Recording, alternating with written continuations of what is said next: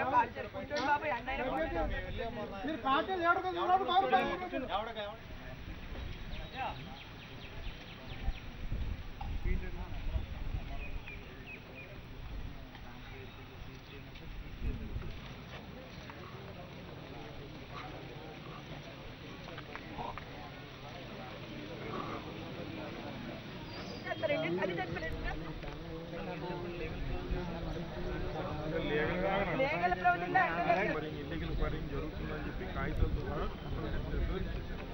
చేసిన తర్వాత కూడా ఇవాళ వాళ్ళు ఎటువంటి పర్మిషన్స్ లేకుండా ఇల్లీగల్ మైనింగ్ చేస్తున్నారు. చేయడం వల్ల ఏమైపోయిందంటే ఒక కుటుంబం రోడ్లు పడిపోయింది, వల్ల యాక్సిడెంట్ అయ్యింది. మరి అధికారులు వాళ్ళు నిర్వర్తించాలి, నిధులు నిర్వర్తించకపోవడం వల్ల జరిగింది. మీరు కేసు వాళ్ళని కూడా ఫైల్ చేయాలి ఇప్పుడు అంటే. మరి లేదా ఎవరైతే చేస్తున్నారో అక్కడ ఇల్లీగల్ మైనింగ్ చేస్తున్నారో వాళ్ళు రమ్మనండి, వాళ్ళు పట్టుకోండి. ఒకప్పుడు రాత్రి కూడా జరిగితే ఏం తీసుకున్నారు, మొన్న చేశారు రైట్. ఇప్పుడు ఎవరు చేస్తారో పట్టు నాలుగు తీసుకురండి. చనిపోవడానికి కారణం వాళ్ళకని కాళ్ళు తీసుకురండి కదండి. దొంగతనం చేస్తే దొంగతనం కంగారు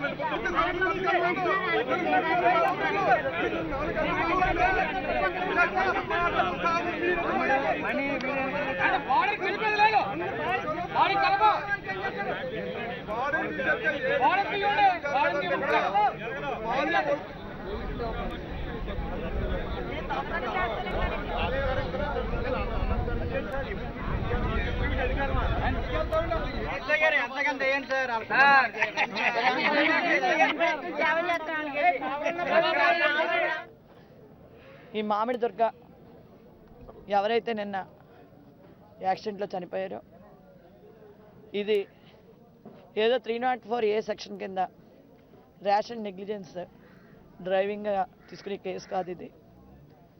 302 ఇసుక హత్య కేసు కింద పెట్టవలసినటువంటి అవసరం ఉంది.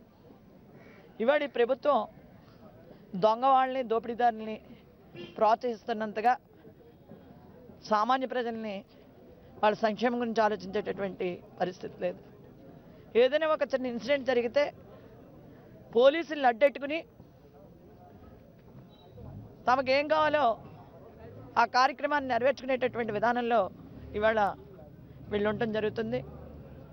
నిన్న మధ్యాహ్నం 3 గంటలకి ఇక్కడ యాక్సిడెంట్ జరిగితే చాలా హృదయ విదారకమైనటువంటి యాక్సిడెంట్.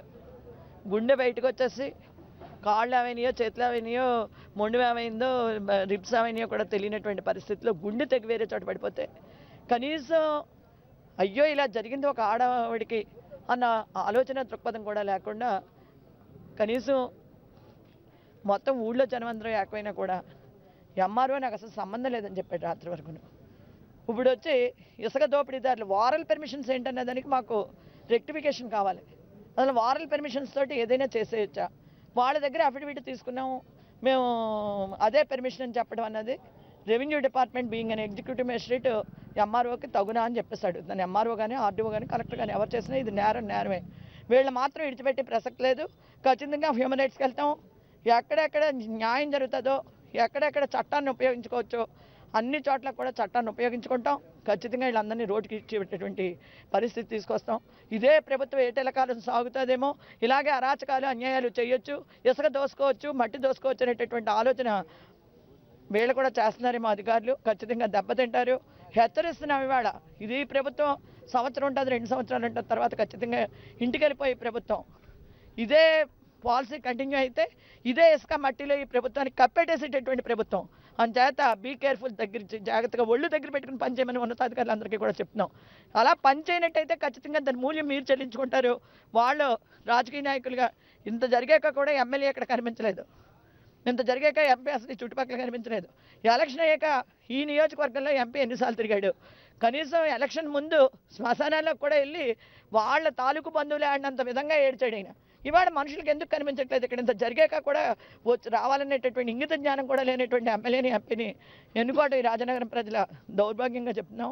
ఇవాళ ఎక్కడో ఉన్నటువంటి పిల్లి సుభాష్ చంద్రబోస్ గారు కానీ, లేకపోతే జగ్గిరెడ్డి గారు కానీ, వంతల రాజేశ్వరి గారు కానీ, అదేవిధంగా ఆదిరెడ్డి అప్పారావు గారు కానీ, రావు సూర్యప్రకాష్ రావు గారు, షర్మిలారెడ్డి గారు, వీళ్ళందరితో పాటు ఇక్కడ ఉన్నటువంటి లోకల్ నాయకులు అందరూ కూడా ఇక్కడ ఒక కలిసికట్టుగా ఉద్యమం చేయటం వల్ల ఈ ఉద్యమం ఏదో 4,25,000 ఇస్తున్నామని చెప్పేసి అనౌన్స్మెంట్ చేశారు. అదే రకంగా 150 గజాలు ఇస్తామని చెప్పారు. కానీ మేము స్థలం ఇస్తామని చెప్పాము, అన్ని గజాలు ఇన్ని గజాలు కాదని ఎంఆర్ఓ చెప్తున్నాడు. ఒక మాట మీద నిలకడలేనటువంటి అధికారులు. వీళ్ళతోటి ఎంత పారైనా ఒకటే. కావాలంటే వీళ్ళకి మేమే రూపాయి ముష్టెత్తి డబ్బులు ఇవ్వడానికి సిద్ధంగా ఉన్నాము.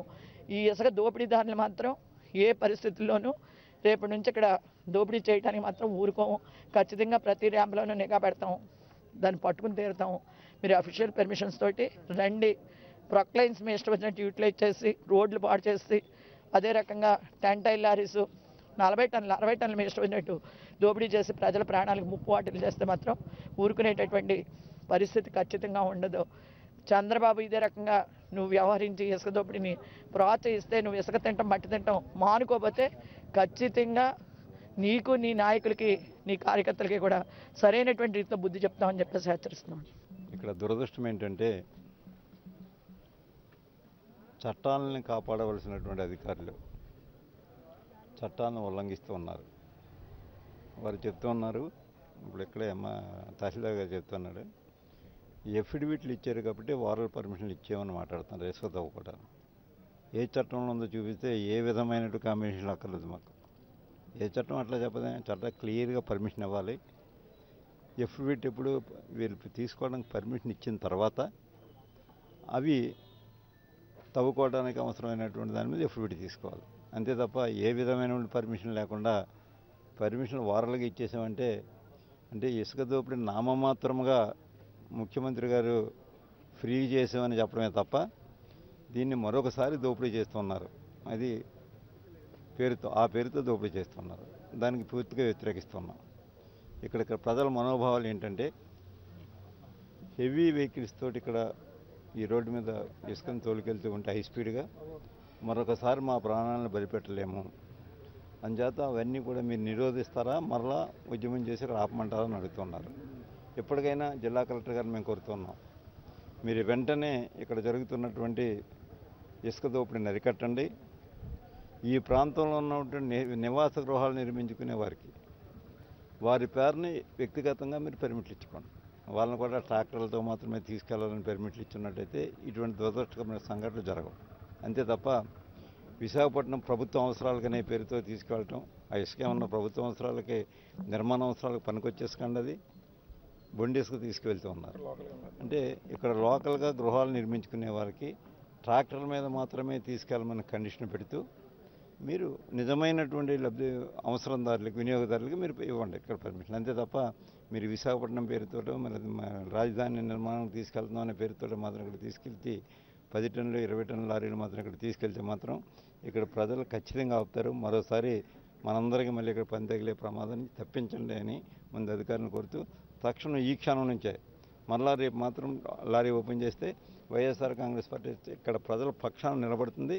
మరలా ఇటువంటి మరి దురదృష్టకరమైన సంఘటన జరగకుండా మాత్రం మేము వైఎస్ఆర్ కాంగ్రెస్ పార్టీ కాపాడుతుంది.